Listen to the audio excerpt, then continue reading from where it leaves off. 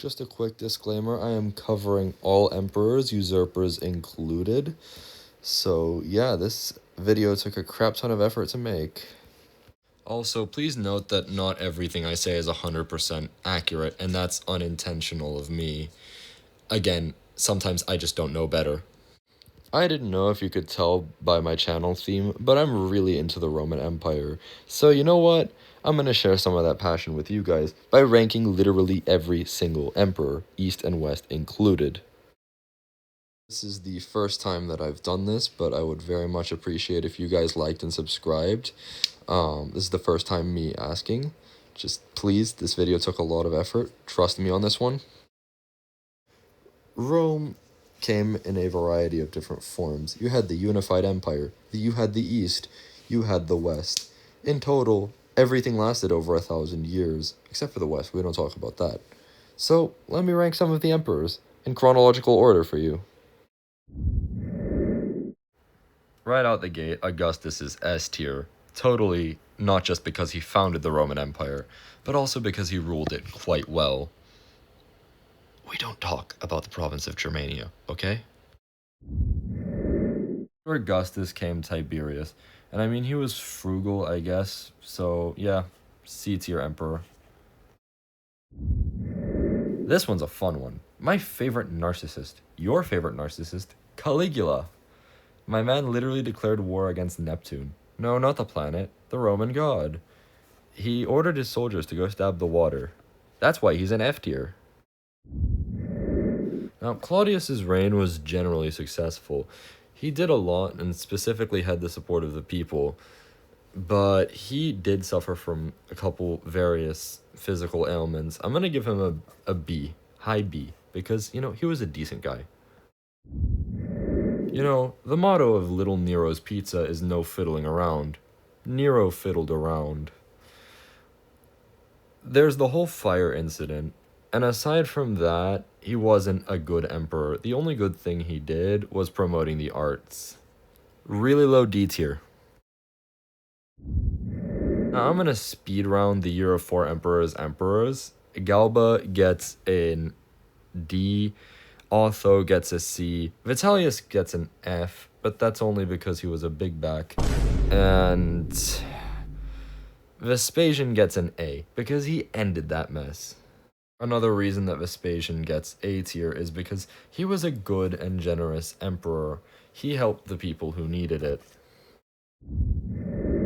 Now, I like Domitian as an emperor because he was the only one that reversed inflation. Yes, all the senators hated him, but he reversed inflation. A tier. This might be harsh, but the only reason Nerva is one of the 5 good emperors is because he chose Trajan as his successor. C tier. Trajan is an instant S tier. I'm totally not saying this because I have Spaniard to Spaniard bias, but also because he brought the empire to its greatest extent. It was absolutely amazing. He had the conquest of Dacia, Armenia, and Mesopotamia. Hadrian, I'm going to put him in A tier. He, in my opinion, the reason he's not S tier is he did have to cede some land to the Parthians, and he was sometimes a little too brutal for his own good. But aside from that, he was a pretty good emperor. I'm giving Antoninus Pius a B tier. He built a lot of stuff, but that's about it. He built a lot of stuff, so that's pretty good. No way, it's Stoic Sticks PFP. But in reality, Marcus Aurelius was A tier. A lot of philosophy, lots of really good stuff there. He was a very, very insightful thinker, A tier. Lucius Verus was an okay emperor, but a bit of a party animal. I'm gonna give him C tier. Honestly, that's fair.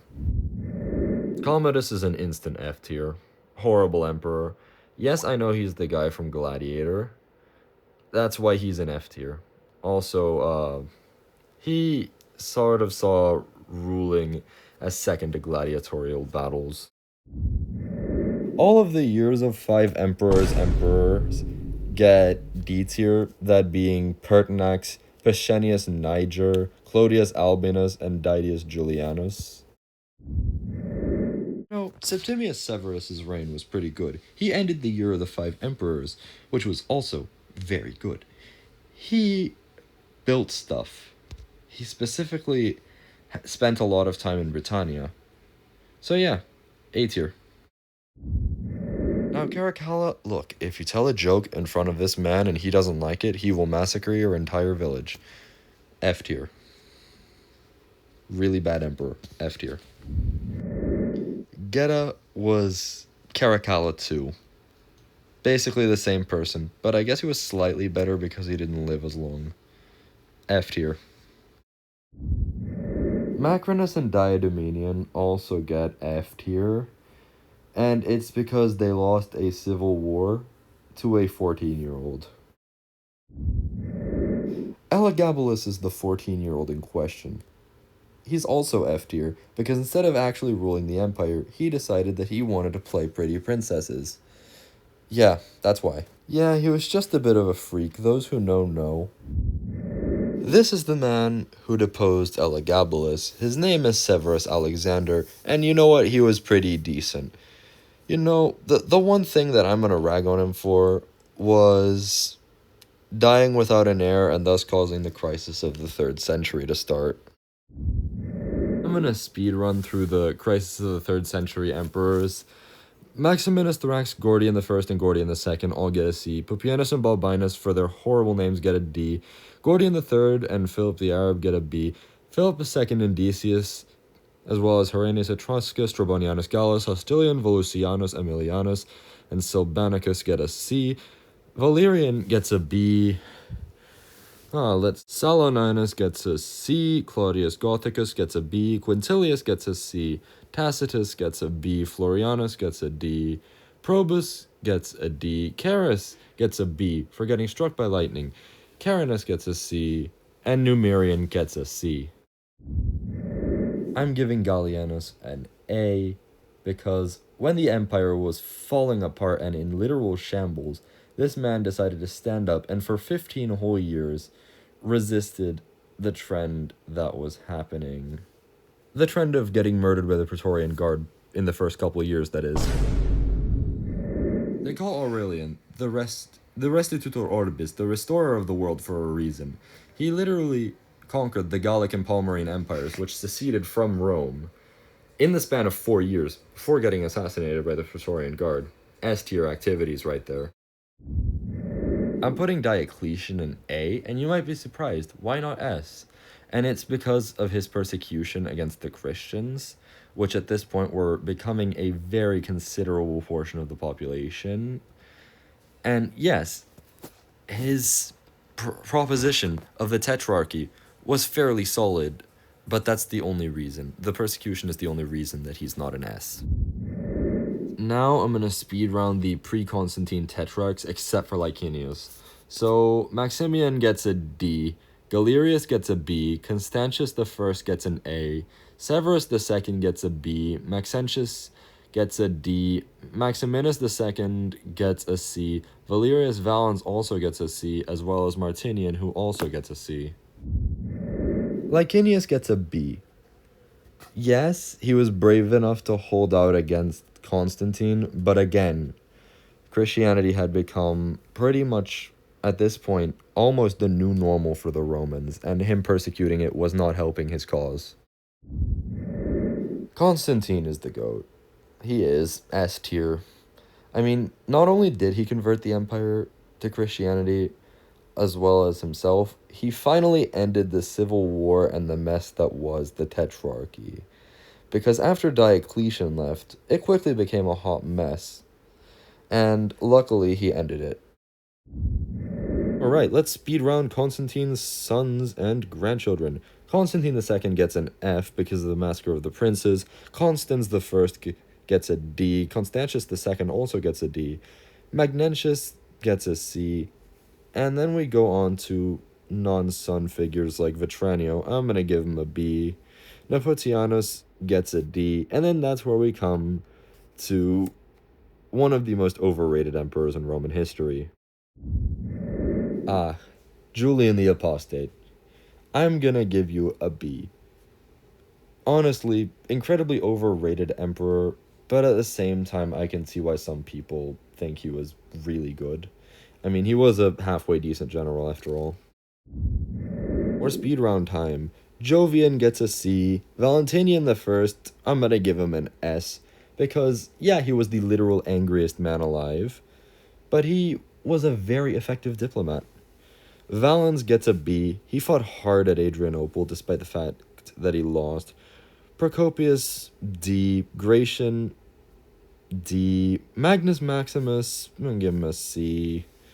Valentinian II, another child puppet emperor, I'm going to go D. Eugenius, he was alright, C. Now, let's talk about Theodosius I. Now, I personally think that he's overrated. Because, yeah, he briefly reunified the empire, but after he died, it fell apart again. There's only one quote that describes Emperor Honorius' reign. A quote by Steve in the Minecraft movie. Chicken jockey. Now, the reason being is that when Rome was sacked, apparently he was more upset about his chicken,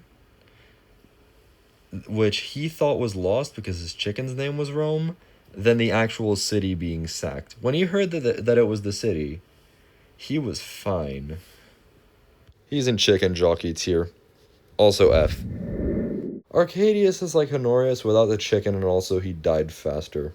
F tier. Alright, we've got another Honorius light, Valentinian III. Again, just as incompetent as Honorius, reigned as long as Honorius. No chicken, though. I'm gonna speedrun these Western Roman emperors because a lot of them aren't very interesting.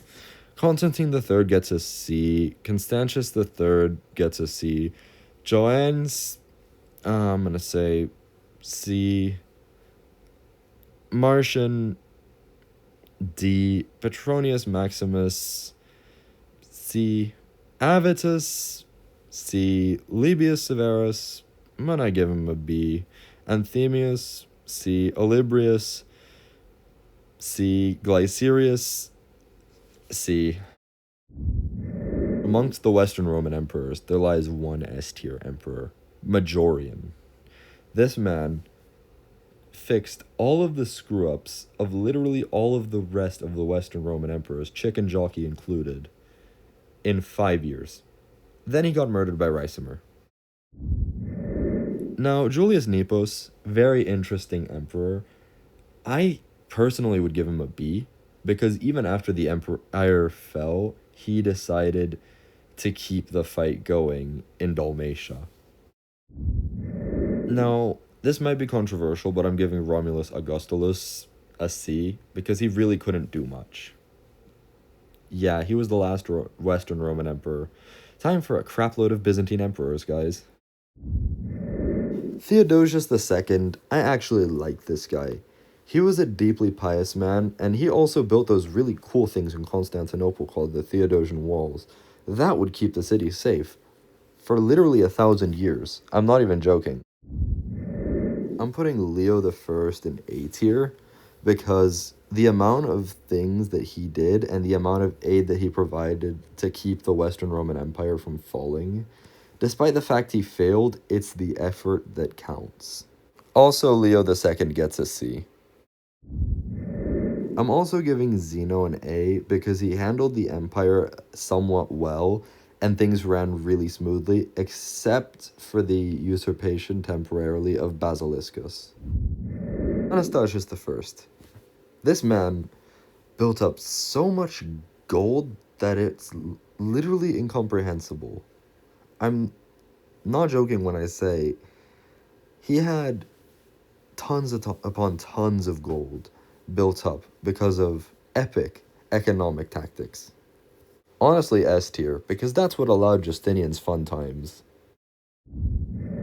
Justin I is A tier. He was very much a precursor of what was to come, an ambitious leader with quite a lot going for him in terms of intelligence. Oh hey look, it's me, Justinian I. S tier. This is the Byzantine Empire at its greatest extent. Never will it ever be like this again. I don't like Justin II. He started a very long war with the Sassanids and went insane. D tier. Tiberius II did very well for himself in the position that he was in. The 4 years that he reigned, he progressed the war with the Sassanids incredibly well. A tier. Maurice gets an S tier because he ended the war with the Sassanids. Yeah, honestly, actually, no. He gets an A tier because he did cause a troop revolt by cutting pay. Yes, I'm using unbiased history focus. But no, Focus was the worst Byzantine emperor by far. F tier. He started a long, unnecessary war with the Persians that would not only weaken them, but weaken the Persians for a new threat to show up. Heraclius is an S tier emperor.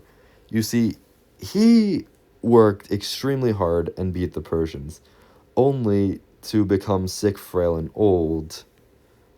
And then the Arabs showed up. The Rashidun Caliphate steamrolled not only the Byzantines but the Persians as well.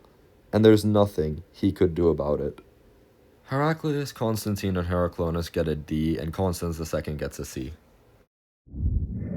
My GOAT Constantine IV is B tier because I think the only most notable thing he did was repel the first Arab siege of Constantinople. Hey, someone played the nose game with this guy. Hey, it's Justinian II. Honestly, he was a pretty good emperor before he went crazy and had his nose chopped off. A tier. Let's rank the 20 years Anarchy emperors real quick. Leontius gets a C, Tiberius IV gets a D, Philippicus gets a C, Anastasius II gets a B, Theodosius III gets a C, and that's about it for them. Leo III was a brave man because he repelled the second Arab siege of Constantinople, but also he started a deep religious divide that would split the empire for decades to come. B tier. Talk a bit about the Isaurian dynasty. Leo IV was fairly decent emperor, right? He was okay. I'm gonna give him a C tier. And then Constantine V was a very competent emperor, except he lost the city of Rome.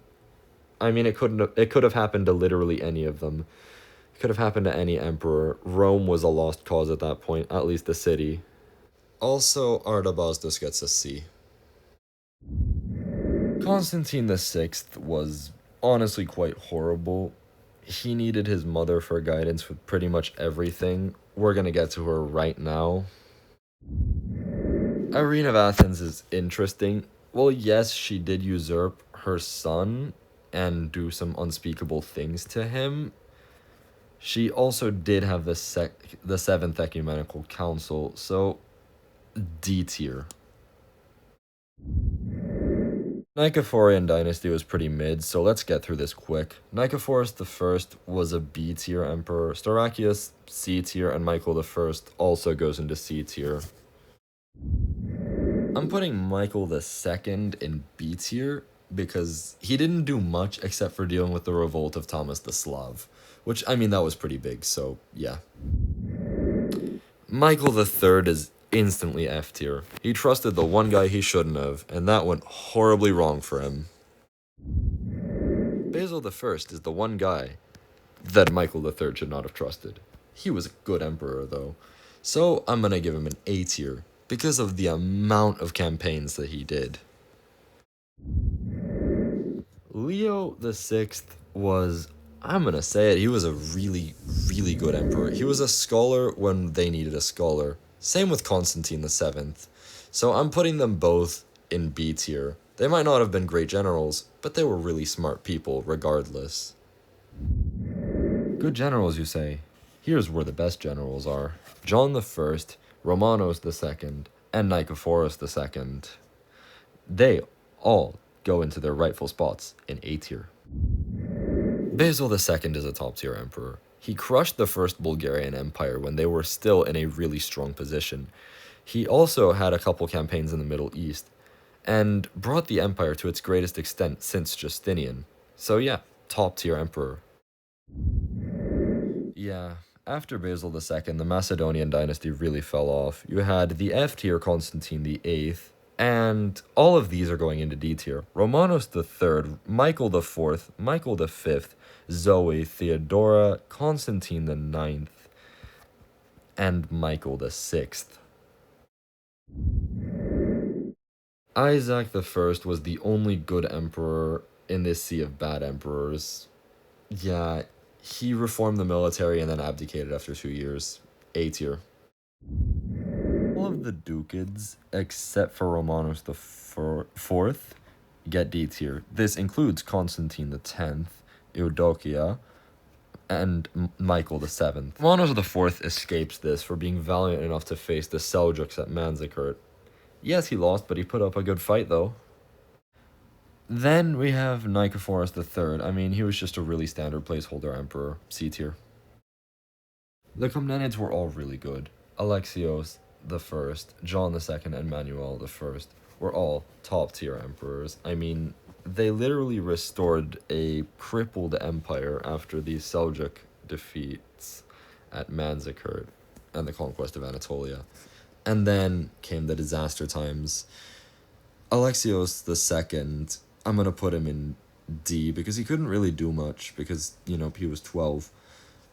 Andronicus I, Isaac II, Alexios III, 4th, and 5th all get F tier, however, because they were just that bad. They caused the Fourth Crusade.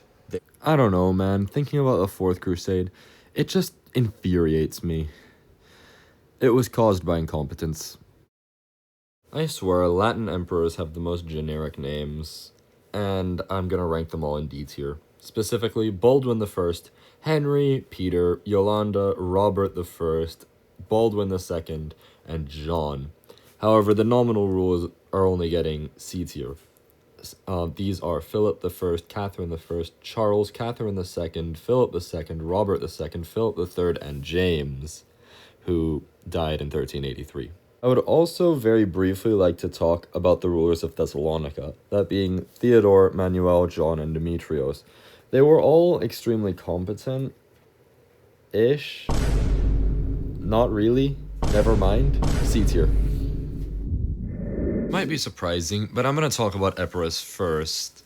So, Michael I, Theodore, Michael II, Nicephorus I, they all get C tier.